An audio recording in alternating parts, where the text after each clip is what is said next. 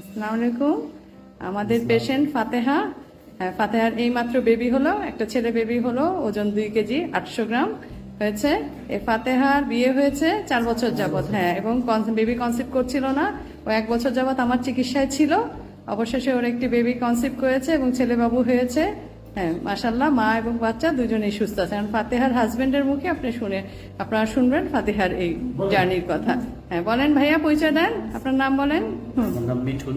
হ্যাঁ, বলেন। তো আমার ওয়াইফের বাচ্চা হচ্ছিল না। হ্যাঁ, আমরা ন্যান্সি অনেক ট্রাই করার পর তারপর আমার ছোট বোনের ডাক্তার ছিল ন্যান্সি ম্যাডাম। হুম, তো ও ন্যান্সি ম্যাডামের অ্যাড্রেস দেওয়ার পর ওনার সাথে যোগাযোগ করলাম এবং উনি অনেক ট্রিটমেন্ট দেওয়ার পর মেডিসিন দেওয়ার পর আমরা কিন্তু প্রথমেই ল্যাপারোস্কোপির কথা বলি নাই। হ্যাঁ। হ্যাঁ, আমরা কিন্তু প্রথমে বলছি ওষুধ খাবে।